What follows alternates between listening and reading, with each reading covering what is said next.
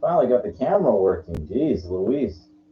This is what you. This is what it called. This is what did. This is what's called living on a shoestring. We're filming on a shoestring budget. I got this cheap camera from China or wherever. I bought it through Amazon a while ago, and it's like plug it into my top of the line computer, which of course I'm being sarcastic. This old Dell laptop. Dells are workhorses, man. They will last. I got this one used. Sorry, I don't know. I thought I cut myself here. Um, but yeah, this Dell has been grinding away. It works. Sometimes I gotta turn it off and turn it back on. I hear like a motor going, constantly, which has happened over the past like 6 months. But you know what? This computer keeps on ticking. So like me, it keeps going. So like I might as well just keep using it, right? Like why not? So the narrative, the topic for tonight is the chasm of West Hollywood. I think I spelt it right, but it's okay. So what do I? Now I've covered shit like this before. I was coming home from the gym. There's this homeless woman on the street, like right in the middle, and this woman walked by and she got down to try to talk to her to see what was going on. Now usually I don't care less. I was waiting for the light to change. There's a abnormally long light that I usually have to encounter when coming back from the gym, usually. So this woman, not the homeless woman, she just stayed put. But the woman that uh, tried to talk to her, she was at the light with me. And I told her, I says, you know, I try to help out too sometimes when I see these people. I give them a couple bucks depends on the situation. But for the most part, this is a no-win scenario. Um, the Kobayashi Maru, the no-win scenario. And what I mean by a no-win scenario is that if you go back, I forget what episode I talked about this. I have a win scenario. I have a solution to solve the homeless problem, and it's not nice. Well, no, it is actually nice. It's actually an incredible solution. The problem herein lies is what it takes to get there is kind of not nice to a lot of people. People don't like extreme changes. They now you know it, I know I know I'm clumping. I'm just trying to see. I'm trying to think how to say this because look, my grandparents were survivors, so I didn't. I'm not implying that all these people should be sent to concentration camps or internment camps or anything like that. But there is a way to solve, to take this problem and decompartmentalize these people into different groups, and you can basically make it illegal to be homeless. That's what it boils down to. Well, you're fucking with people's freedoms and so. Hey, if you want to get rid of a problem, then sometimes you got to take drastic measures. Now, I know this is not. I'm not trying to say exterminate these people, but what happens? What do you do if you have a roach infestation or termites? You don't kindly ask the termites to leave. You take drastic action. And I'm implying that type of action should be taken, but I said drastic action as far as making it illegal to be homeless. So that way, like look, the government really has dropped the ball on this one. There needs to be. Let's go. We go back to the root of the problem. Everybody's young. Everybody comes from somewhere, and there needs to be more opportunities out there. Um, there needs to be like the military is not necessarily the greatest, opportunity, for a graduating high school student that doesn't know what to do, like that's not, the greatest. Is better than being homeless for sure. It's better than jail. But the thing is, there needs to be an overwhelming amount of opportunity out there, like more opportunity than there are people. And I'm just taking a class right now, for my doctorate called the Internet IoT Internet of Things, and this is where the problem herein lies that you got the technology is like, who needs people? Like, there's people. Yeah, people are needed for some things, but look at the advent of automation. The machines can build the cars. They don't need people like hammering away like they used to in the beginning of the Industrial Revolution. This, the machine does the work of so many people. So what do these other people do? They go looking for work elsewhere. And then what you have is a surplus of all these people, and then you got like just a handful of opportunity out there. So in a way, like you basically man invented their own, cut their own throat proverbially, because it's like, well, you know, they invent things to make life easier, but the problem is that people keep procreating, so you get like all these people, and then like what do you do? What do you fucking like used to be manpower, like labor things, and there's only so many of that for the reasons I just explained. So this is a problem. It's definitely a problem. Now it's well, you're saying there are all the homeless. I'm not saying all of anything of anything. I'm just giving you a rational example. This will lead into the topic, but the homeless thing that makes sense because a lot of these people come out from places that are weather barren and awful. Chicago and New York. It can be cold as fuck out there. Who wants to be homeless out there? So these people take the Greyhound and they go west, go to the like L.A., go to the beach, and they come out here with no plan, no it wouldn't matter anyway. Like, so they figured, it's okay. Well, I'd rather be out there than them to be in like some awful God place. Some places where it's like 120 degrees, like Texas or some part. Like ridiculous. Um, I heard of a deal that Vegas has a thing that if you're homeless and you want to leave, they'll give you like a bus ticket, get out of there. I know I'm laughing, but it's true. Um, I don't know. To go over the whole thing, okay, I'll give you the brief overview of my solution to ending the homeless problem once and for all. So, if you make it illegal to be homeless, then you have to decompartmentalize these people into a couple different groups. Now, the ones that have serious drug problems or alcohol problems, um, they need to have government needs to step up big time instead of giving people stimulus money. They need to take all that money and build places that these people need to be forced to stay. If they can, so if they have like a choice, they can either try to get clean and be forced to stay in one of these places, and if they can rejoin society, the government has to provide housing and employment for them.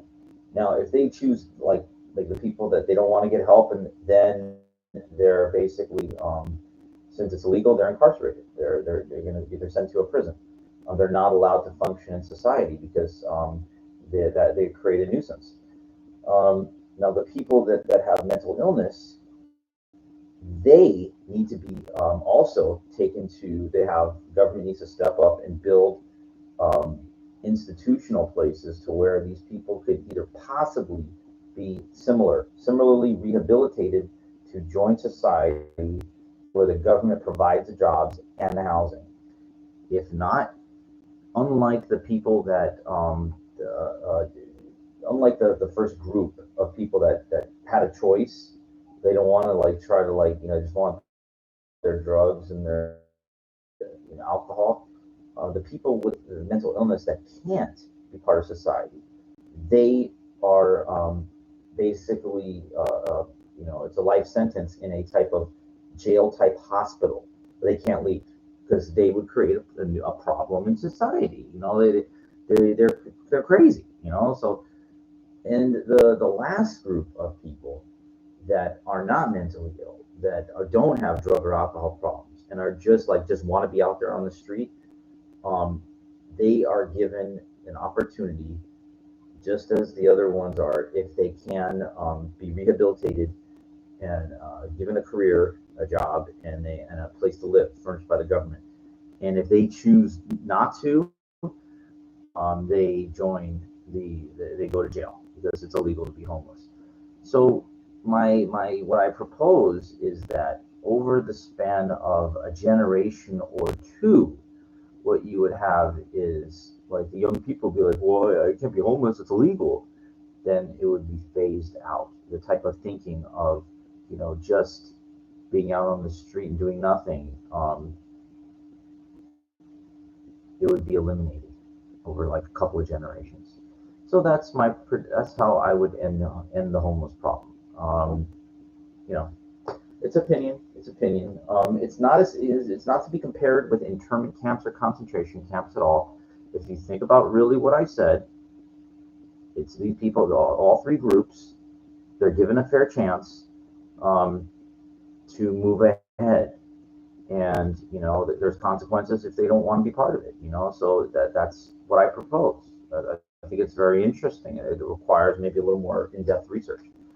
So let's get into the narrative topic, the chasm of West Hollywood. So the woman that I talked to at the corner, not the homeless woman, she works for the city, and she tried to give me a card. I said, I don't even know, I don't want to, you don't need your business card or something. And she says, well, she made the point. She goes, she works for the city and she can't afford to live in the area. And I mentioned, I said, this is basically the whole problem, the chasm between people that for whatever reason, either they come here with money, they've lived here either a really long time and bought property as it became astronomic, increased ridiculously over years, over the past 20, and mostly I would say, yeah, close to 30 years. So that's a long time, but still, and it started to take off, I would say, in the early 90s, especially after 2000. So you think about it like this one. So these people that work and they can't afford, even own their own place. Now that's a major problem. I think the government should have stepped in. Now, well, you're talking about socialism now. And I said, hey, you know what? You can't let things get out of fucking hand, man. You can't let things get out of fucking hand, because then what happens is just a few people have all the money and then everybody else has nothing. That's not right, and it's too difficult to accrue, like that kind of money to afford your own house or condo in West Hollywood, because the chasm is too great. Paying somebody, you got to make. I've heard of people making 80,000 a year, they can't afford it. I mean, that's ridiculous. Um, so this is just an awful thing, and it was not going to get any better. Let me give you, if you go back a couple of my episodes, I talked about this. Like, I found this job for this teacher, phys ed teacher. I told you I hold a master's degree in phys ed, and there's a 30 for a private Jewish school, but 30 to 35,000. This is a problem. It's like you get punished for being an educator. I mean, this is great. Um, really makes it not difficult, it makes it impossible. There's a difference between difficult and impossible, um, to move ahead. I mean, I told you what a one bedroom I seen up the block from me, one bedroom condo for 649. I mean, this is outrageous. This is outrageous. Now in Vegas, I've seen small studio in the Trump Tower for 200,000. One bedroom condo is a good area for 100,000. That's fair. That's fair. That's good. Now, of course, it was expensive everywhere, but in Los Angeles, you ain't getting that shit. You ain't getting nothing for 100,000. I mean, it's ridiculous. Um, it just reinforces my beliefs that this place is, it's like you're like the Walking Dead, basically.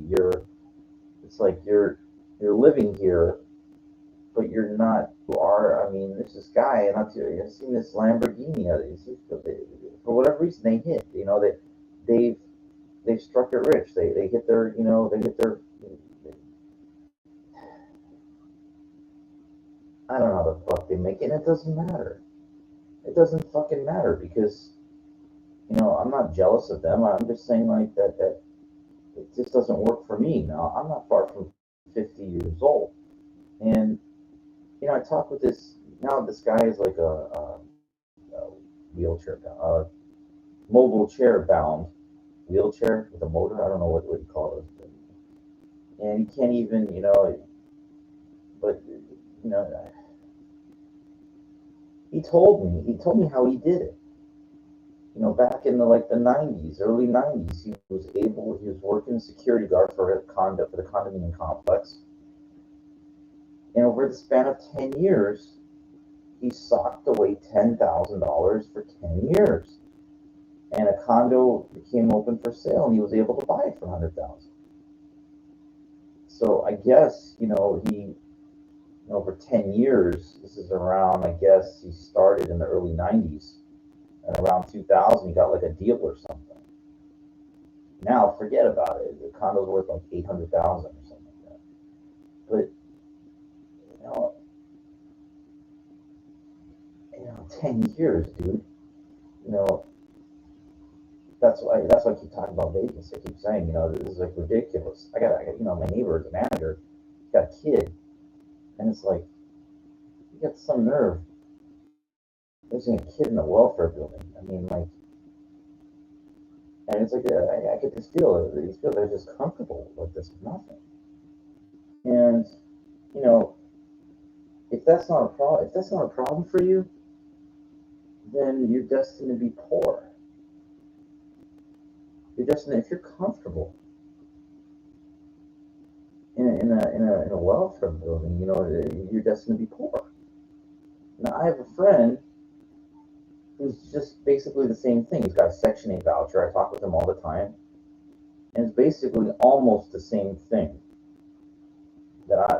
situation I'm in. But so what? In his building, he's like right on, right. I don't want to say the street he was on, but he's on right in front of the traffic going. It's loud, and people walking by, and he's almost 60. Never owned property his whole life. Never. I think he had money one time. I don't know. I tried to pin him down. I said, "How much do you have, dude?" And he said, "Well, I have a safety deposit box full of 20s and 50s." I said, "How much?" He doesn't even know how much he had. So, I guess that's kind of ridiculous. A box full of money can be anything. Could be what? Could be 50,000. Could be 300,000. I don't know. Could be more. I don't know. But the point of all of it was that he, like me, I never had a lot all at once, but I gambled everything away. I thought I was gonna be a professional card player, and I'm not.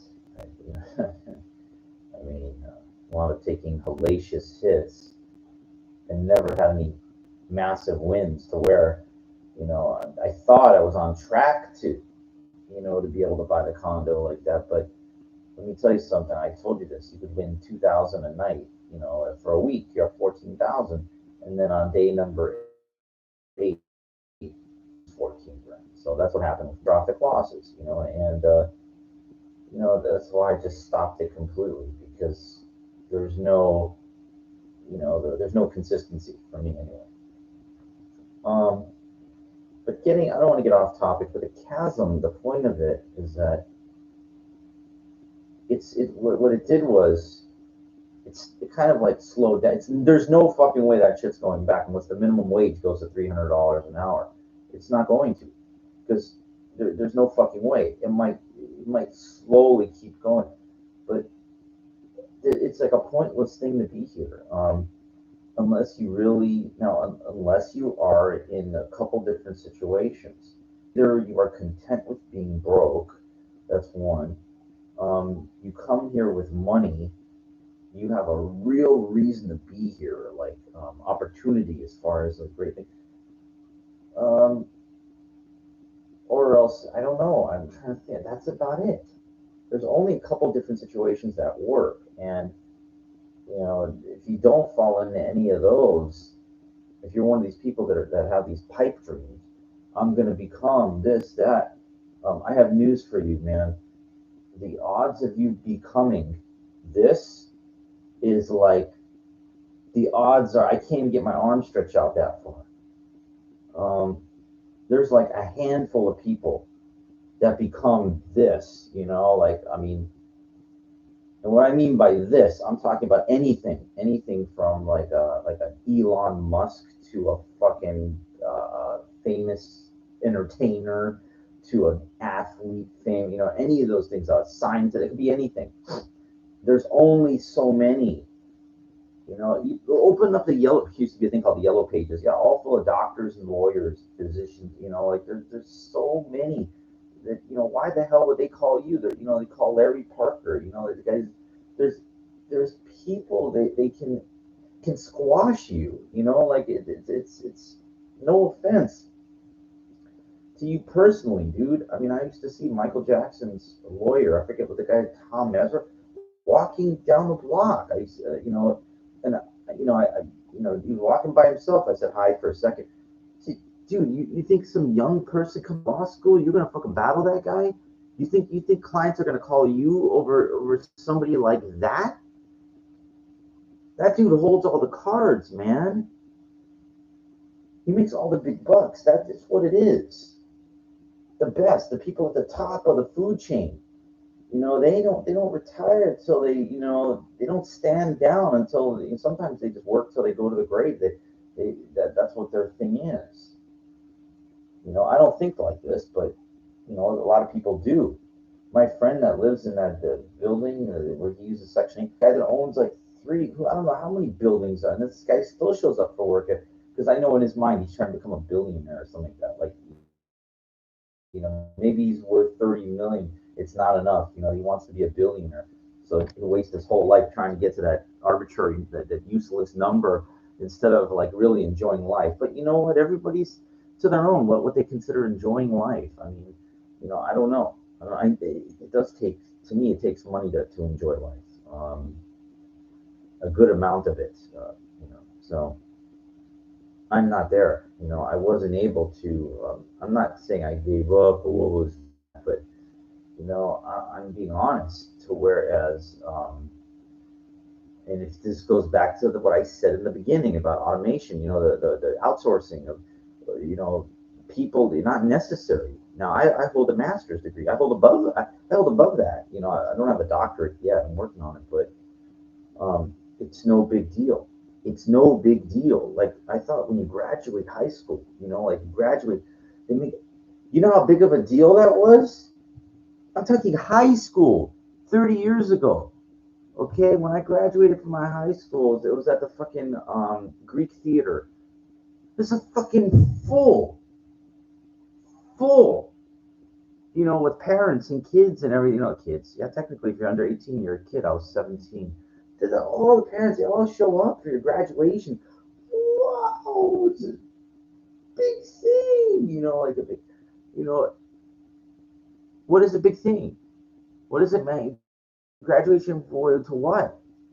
And this is the problem herein lies, that the whole structure needs to be fucking redone completely. Redone over completely. Schools need to adopt, like, for different type of thing to give people opportunities for early, like to set you up so you don't walk out graduating with not knowing what to do with your life. Um, this is like, I'm not saying this is a prevention of homelessness, but it's a start. It's a start. Well, what do you propose they do? I know they have LA trade tech. I know they have trade schools. I know they have all these things, but it's not good enough. It's not good enough because it's not working now. It's not good enough. It doesn't guarantee you fucking anything. What they need to have is, yeah, I know. It's like I'm not saying I have all the answers to everything, but I'm just throwing out ideas here. I'm saying, like, there needs to be caps, capacity caps for how do I say it? For opportunity. That way there's enough for the people like that want to do certain things. That way, like, you just don't have a surplus of people, and then you don't have enough opportunity. Do you see? It has to be more opportunity. There has to be more things available than there are people to fill them. That's where I'm going with this. It's not supposed to be like, well, if you graduate and they can't get any opportunity out there. That's the problem. That's the fucking problem. So, that's what I said. It's like the whole factory needs to be retooled, and the proverbial factory is this country. It needs to all be restructured in order, to fit. Now, all of this technology, all these type of, I mean, do they think about that? Well, they need to. They need people gonna go. I mean, it keeps going up, saying, "Oh, there's all these people," and then there's no opportunities out there. Well, what does that lead to? What does that lead to? And that's the problem. It's not, it's designed to fail. It's designed, what I call this episode. It's designed to create something like that chasm is what happens. What happens is there's a small number of people that control everything. I mean, I know that the people that it's only $1 million house and you control everything, but in a way it does. In a way they do, because if you look at it on a bigger scale, that's what happens. You've got, 2,500 billionaires on the planet who basically they control everything. They own everything, and then you've got everybody else. And so this creates that chasm that I talked about. It's just completely, um, excuse me, that's my screen. Let me get some water. But let me get some water. Hang in there. I got some new pajamas here.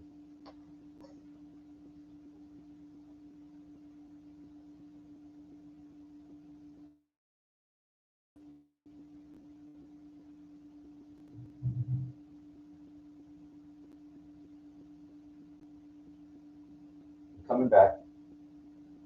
Got these sweats from Amazon today, 3 packs. So at least I don't have to hold my pants up more when I fucking walk around. It's unbelievable.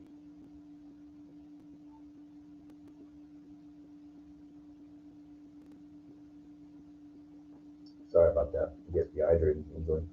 Bodybuilders have to stay well hydrated. So what I was going with this, it got way out of hand. It got way out of hand. Now, I wasn't around in the '60s. I was born in the early '70s, but it's born doesn't mean you're like well mature, you're a baby. So I remember my grandparents were talking about this. They owned a snack bar, and they weren't getting rich off of it or anything like that. Making decent money for the time, whatever who knows what they're making, but they could have bought homes in Mount Olympus. Mount Olympus, not on the Parthenon in Greece, not that one. But in the Hollywood Hills, we have this place called Mount Olympus, Laurel Canyon. It's very expensive now for like 50, 65,000. It was doable, like it's like, okay, well, they had like, whatever, probably 20, 30, 40, they bought it probably by cash outright. Still at the time, decent amount of money, but you know, my they chose not to. They chose to pay rent instead. A sucker move, a complete bonehead move. There were people up the block from me. They want to buy two houses. I think they sold one for millions. They still live in the second one.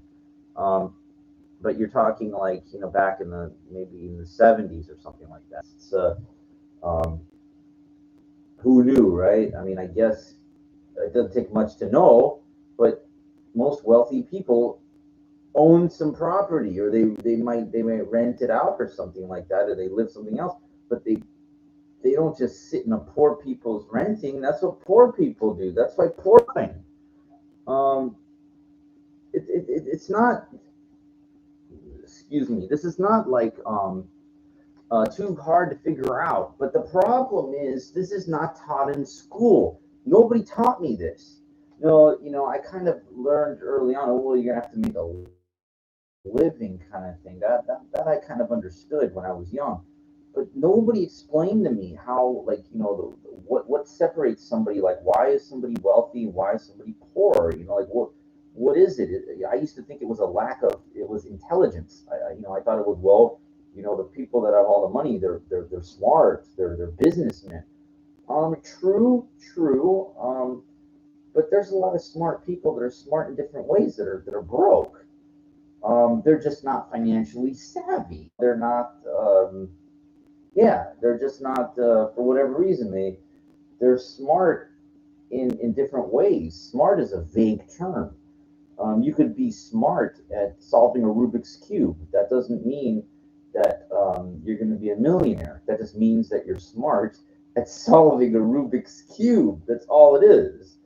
Um, so that's you have to understand, vague is vague. I know people that don't even have a fucking college degree. They're multimillionaires. This guy, he just knows how to multiply. He knows how to add and multiply, and he got a good boost. His dad owned a pizza place, and he worked really hard there. His dad died, so he inherited. Sorry, that's ice cream. He inherited the pizza place, and I remember he ran the pizza place. It was good, but he didn't want to do it anymore. So he closed it. He made money in real estate, and he snowballed that, multiplied. He added to his real estate, bought little places here, and then he would get bigger offers, so he would sell some properties. And it does come with a headache, tenants and everything like that. But it's not like real. But my point is, he had a good boost. He had a good boost. He talked like he bought a penthouse condo like in 1990 in like near Beverly Hills for like 120,000 a penthouse. 19. So there you go. Like in 1990, that's what now it was, money is relative for the time. Of course, that's over 30 years ago. But still, like 100,000 back then is a fucking. I mean, it's not. It's different than it is today, because basically the money is worthless. Get it? Worthless. Um, and you can thank the society for that. You can thank your government for that. They allowed this to happen. It's not just the gold standard. It was already happening well before. The gold standard was just like the final, the kick right in the face, to the people, saying, hey, what, we're just gonna fiat, we're gonna print up as much as we can and what we want, and it counts for nothing, and there's nothing you can do about it. It's only worth what people assign the value to, and it's a real shame that the government, like the Federal Reserve, they let this get out of hand like this. So it's a combination of factors. What you have are a group, like a certain amount of people that they own tangible assets. They own, like, buildings or whatever. They own, the apartment complexes, they own houses and stuff like that. So they know they got shit they can sell. Oh, it's bad. Okay, I'll sell the building for like 8 million. Okay, there you go. So they ain't going hungry. Okay, like, and then you got people like on the other opposite end of the spectrum are the poor, like myself, that understand how this all works, but there's nothing you can do about it. Like, you're priced out of monopoly. It's like saying, wow, like, I understand the game of Monopoly, how it's played, right? But in Monopoly, they start you out with money. Remember, they give you money in the beginning, two $500 bills, two $100. They start off with like I forget how much, so that when your piece is going around the board, you could afford to buy the properties, so that you can rent them out, so you can build on them. And the problem is that the cost of what you need the startup to be able to get that is so great that you can't, you can't get in the game unless you have, the money to do it. You can't. The bank is not going to extend you. So, well, you can start with nothing. Or try to get people to sign a contract. If someone's going to sign a fucking contract for you, who the fuck are you? With no money, they ain't gonna trust you. Tie up anything in your name. No, it doesn't. They want reputation. But just like I talked about. Remember I said about the phone book that they open it up and there's a million physicians in there. There's a million doctors in there. There's also a million real estate agents and brokers out there. They're all hounding anything that anybody owns that they think they can make a buck on. They're going to be on them like stink on shit, flies on shit. So, you think you're going to find something anywhere. Some people do. They spend hours, hundreds of hours looking, trying to find something, and then how many times they think they got a deal, then someone else just comes and grabs it from them. They got the money, they have the cash. Listen, there's an old lady around the block from me. Literally, I call it the Sanford and Son house, and there are two old ladies. They're in their 70s, but they look like they're 150. They got no teeth or anything, and they finally sold the house. And I found out today from the security guy that how much they got paid. They got 2.4 is what they got, 2.4 million. So here at the end of their lives, they finally sold their garbage tear down house for 2.4 million. They waited until, what the fuck did they wait? And they weren't married or anything. They just, I guess, at the end, what's the point, right? It's so stupid. Like these people, like they could have sold it, 25 years ago. 25 years ago, probably for like, whatever, when they still like 50 years old, when they still had some vitality left in their life, could have money went wherever. But no, these people like held on. And then now at the end, I guess, like you figure, well, with that money, they can go to an old age home, like a country club or something, I guess, because there's like two sisters, they each going to get 1.2 million, minus taxes, maybe they'll walk with 800,000 or something like that. But you see my point. Like, you know, I couldn't go up to them. A developer bought it. A developer. They got that kind of leverage. They go to the bank and they go, well, okay, like, borrow this and get that property. I can't. How the fuck can I do anything? I even asked them. I asked them before they sold. I said, hey, is there any way, like, how much do you need? Like, because my ex-girlfriend, she's got leverage to, to buy something like that. But it didn't matter. There's bigger developers there that that can fucking pay top dollar. They just, this is the problem. When you've got, but the biggest problem is of all. Here's what I'm going to tell you. Can you think? But pause this. If you don't know what the biggest problem is of all, I haven't mentioned it yet. This is the biggest problem when it comes to real estate in whatever West Hollywood, in this area or anything like that. What's the biggest problem? Pause it, think about it, and then join. Pause. Okay, I'm going to tell you what it is right now. The biggest fucking problem is that people contribute. They pay fucking high rent to live here. They contribute to the problem. They create the fucking problem. I have two friends. One, they both live in the valley, and they both spend $3,000 a month for small apartments or whatever. They contribute. They contribute to this. It's all their fault. This is all their own creation. It's all their fault. They contribute to all of this. Now, if you go back and you listen to some of my earlier episodes where I talk about, the reason, why there's, in the markets, what the people that work there for such low wages and the slave labor is what I already talked about all that, what the people need to do. And they won't do it. They won't. They won't. They're sheep. They go where they're told. What a sheep does.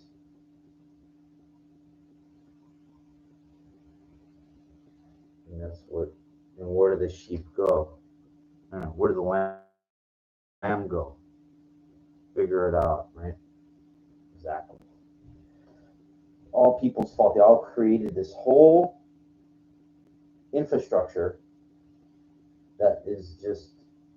It makes, you know what it does? It just creates a combative, competitive lack of opportunity for some, just, and only for a couple, for a few, the people that they're happy to have a job kind of thing, and then you have all these fucking people that are not going to be able to make it. It's fucked up. It's fucked up. And then the people that run the businesses, it's a lot of stress on them. And it's a lot of work. Yeah, they got all the money though. They got all the money. It's like Monopoly. When you got the dice, you're busy moving, rolling the dice. That's the funnest part of the game, right? The funnest part of the game is when it comes around to your turn and you get to roll the dice and you get to move the pieces around. And you get to buy the property and then put the house on there, and then when people land on it, and there's only a certain number of people that can play that game. And they want to have all the money. In the end, the money, what happens? Because you die in the end, right? And inevitably, that's what happens. You can't live forever. You can't play the game forever. Your lifetime is only so long. But the problem herein lies that people just don't realize that, and they don't share. Like they won't. I mean, share. Like it's not. I'm not asking for it. Then there are people, is what I'm saying. And there's not. It sounds ridiculous. It's not, because the whole society is functioned. It's not. It's not functioned to accommodate that many people based on the advents of technology.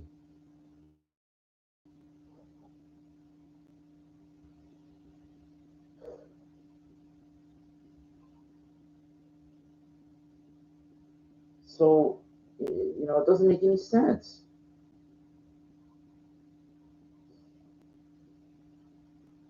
It doesn't make any fucking sense.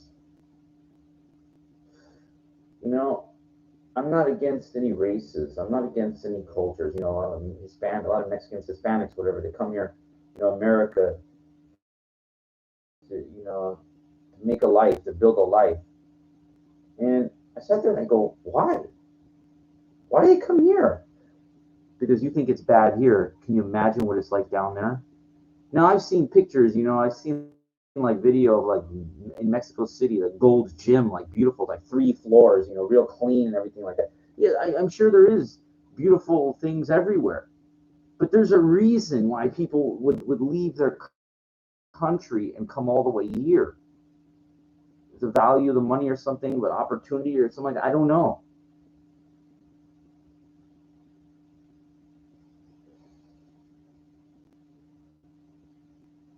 Why did my grandparents come here? I think they had a department store in in Germany or whatever, Poland, because there's nothing happening out there. It came here, and back then it was different because there wasn't as much automation, wasn't much technology that need people.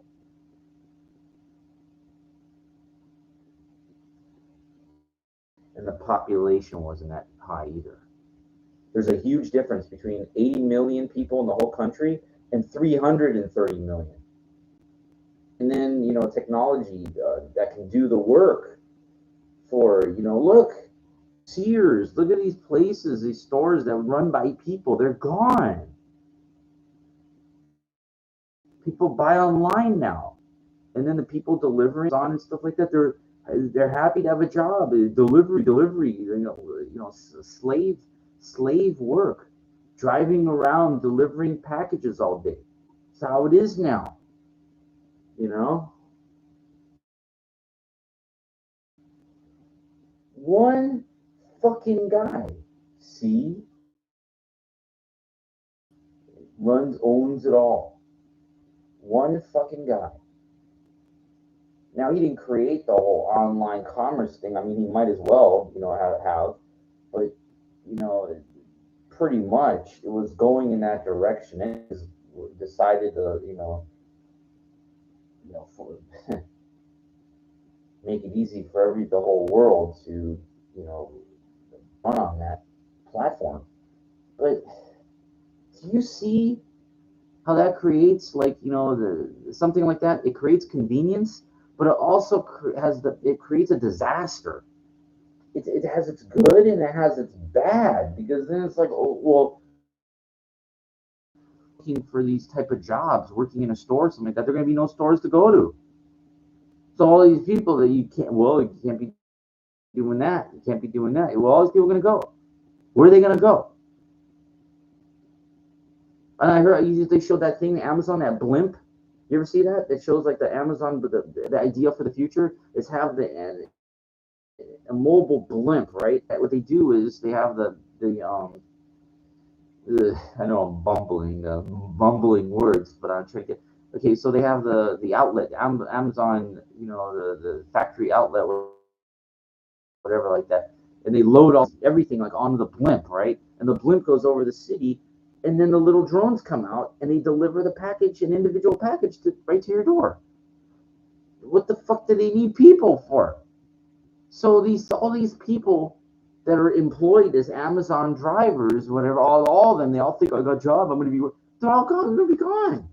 They're going to have the drone thing. It's going to be automatic. They're not going to need those people.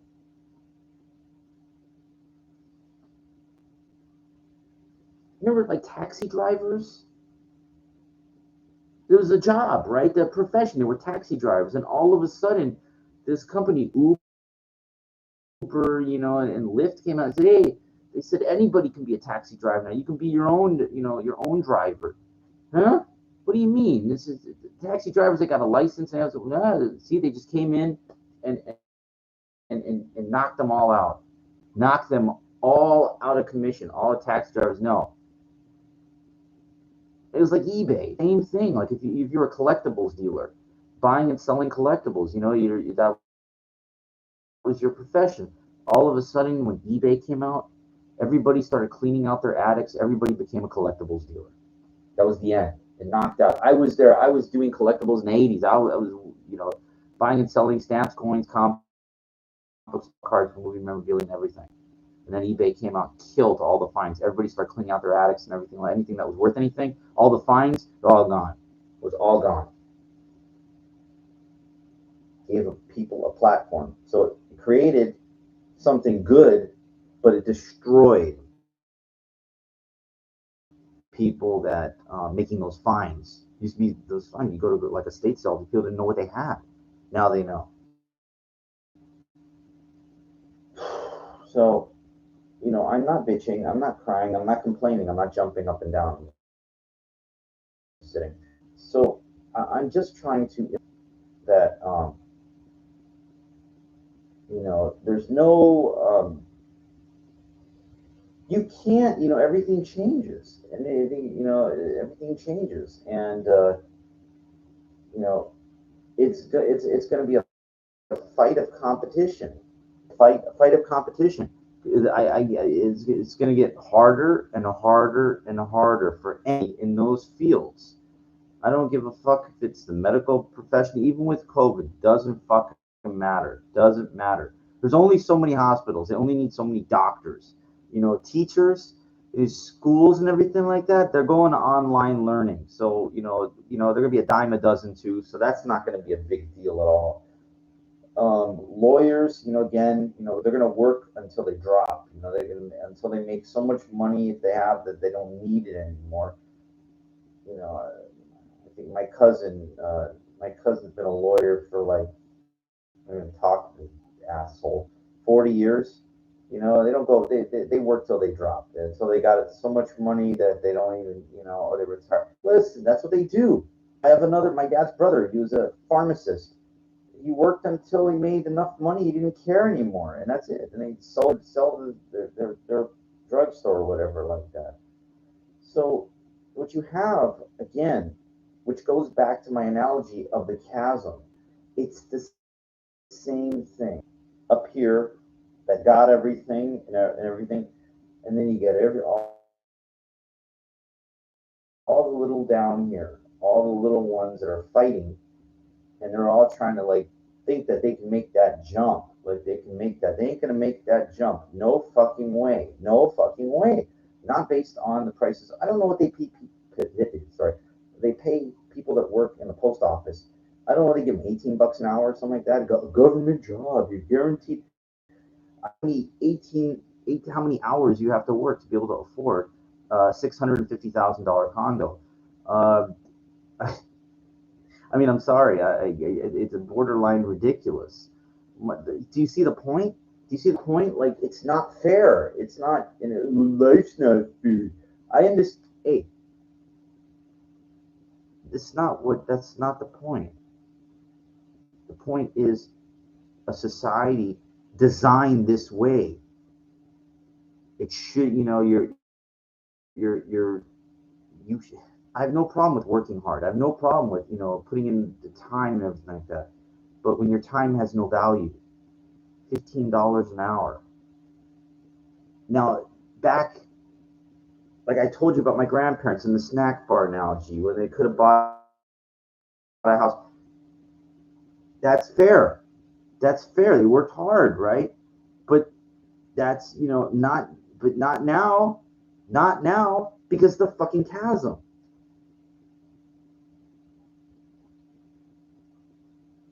Anyway, I know I don't want to repeat the whole thing over again. It's not headed in a good direction. And there's just going to be more and more people coming in. And people they don't see the big picture of things. Get all these young people, babies being born, people graduating from going to school and graduating, and they're going to be like this. Where's the opportunities?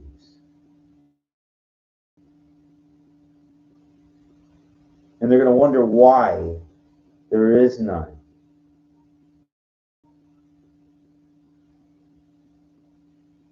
And I just told you why there is none. If you're rich, none of this applies. None of it applies. You're set. You don't have to worry about anything. Or if you're poor and don't care, same thing. It doesn't apply and it doesn't matter. You can't live the high life like those people. You ever think why those people live in the hills? Hollywood Hills, Beverly Hills? You. They don't want homeless people. They don't want to be around people up there that don't belong.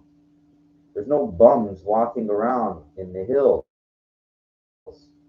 They're not allowed. There's security around there and there's nowhere for them to go. They have no business up there. Monica or whatever, Hollywood, they can eat out of any garbage can, you know. So the wealthy people, what they do is they live around everything, but not in the middle of it, on the outskirts of it, far away that they can get to the movie studios or get to where they need to go, Century City, wherever it is they work. And then when they're done, they get the fuck away from the Hollywood, the garbage, the toxic pollution garbage can that I call that I live in. That's what it is. And all these people that serve, all these cream puffs that work for these people, they worship you. They're nothing. They're just a handful selected few that somehow weaseled their way and manipulated it somehow to make it. They're not smarter. They're not better. It's a combination of luck and nepotism, connections, hard work, hard work. I'll put that in there. But it's a number of factors. It's all in high school. I got to be a lawyer. I got to be, you know.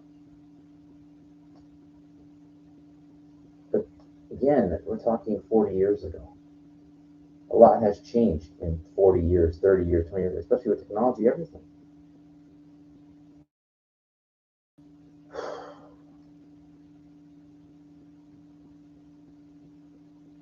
It's only going to get worse. I'm telling you,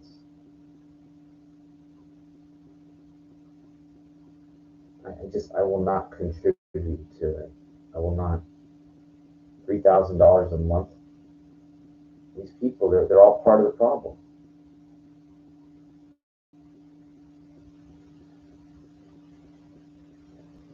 But that's up to them. You want to take $3,000 a month and throw it in the fireplace just to say you live in LA? I told you I can get a pretty nice condo in Las Vegas for $100,000. Security, the tennis courts, almost like golf courses. Yeah, some of the there's a country club, 100,000. Wish I had. I would be there right now. I wouldn't be in fucking this fucking welfare building around these fucking people like that. That they there's nothing more disheartening than being in an environment where you see all these people that are succeeding and you are not.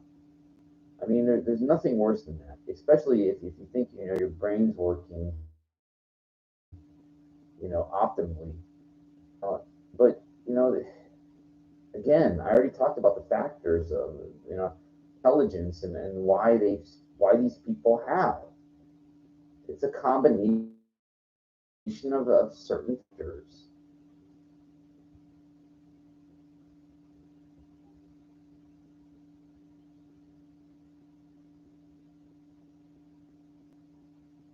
Anyway, I hope you came away with something through this episode. I hope you can learn from my mistakes in life that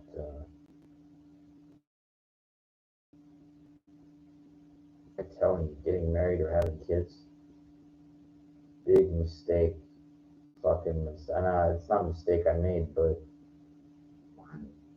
don't you fucking lie. God, you got some fucking nerve procreating with what's going on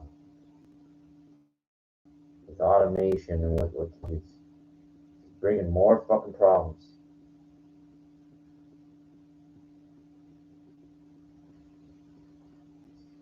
Anyway, that's all up to you. It's what it is. It's inevitable.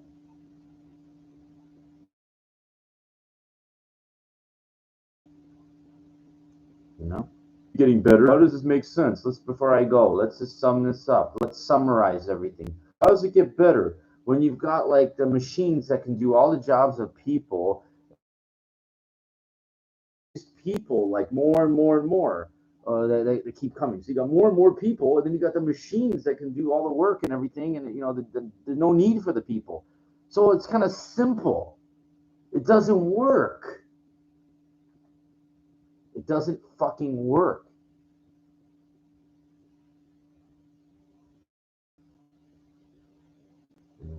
I'll address some other interesting things on future episodes. I hope you liked my summation, summary, whatever.